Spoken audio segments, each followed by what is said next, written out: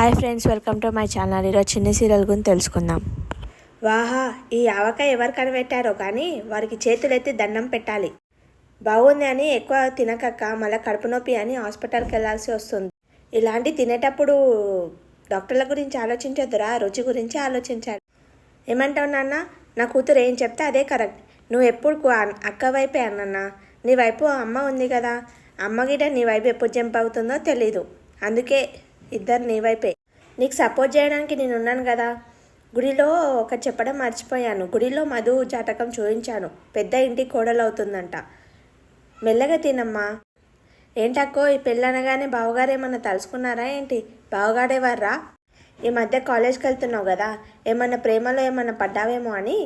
అలాంటిది ఏమన్నా ఉంటే చెప్పక్క, మాకు సంబంధాలు చూసే బాధ పోతుంది. మీ బావ ఎవరో కానీ ఎంతో అదృష్టం చేసుకొని పుట్టాలరా, అప్పుడే మా కూతురు వాళ్ళ ఇంటికి వెళ్తుంది.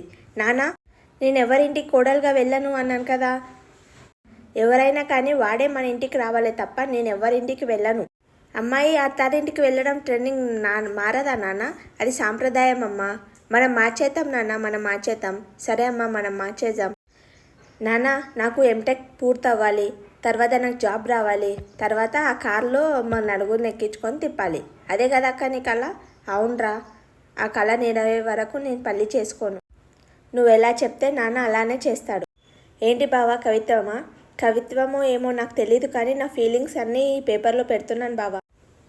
చదువు వద్దులే, నా నా దగ్గర మోమాటం ఏంటి బావా, చదువు.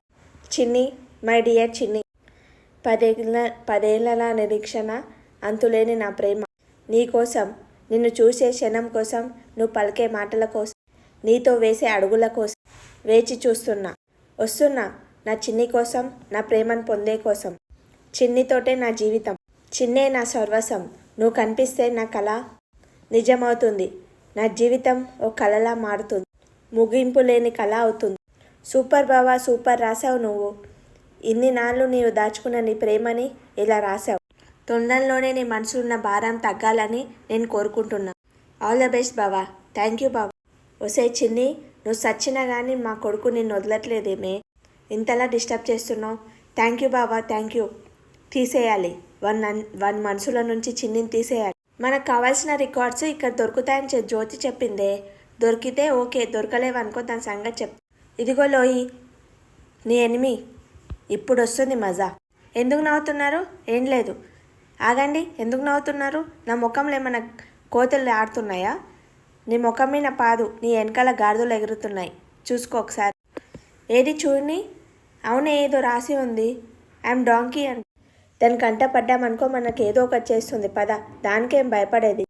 ఏంటే, ఆగు. ఏంటే పిల్లిలా జారుకుంటున్నావు? తప్పు చేసి తప్పించుకోవాలనుకుంటున్నావా? నువ్వే కదా ఇది రాసింది. అవును, నేనే రాసా. ఏం చేస్తానా?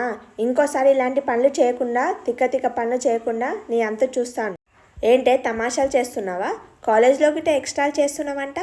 చేస్తే నీకేమవుతుంది? నొప్పి నొప్పి ఎదుటి వాళ్ళకు హాని చేస్తే ఎలా ఉంటుందో నీకు చూపిస్తాను, నొప్పి ఎలా ఉంటుంది. ఏ వద్దు, చెట్లు ఎందుకు కట్టేశావే? నన్ను వద్దు. ఏంటే గుడ్ల గుబ్బలా చూస్తున్నావు? నా కట్లిప్పు, లేదంటే నీ అంత చూస్తాను. లోకి, దూరంగా వెళ్ళు. నువ్వు ఎక్స్ట్రాలు చేసినావుకో నిన్ను గిట్ట కట్టేస్తాను.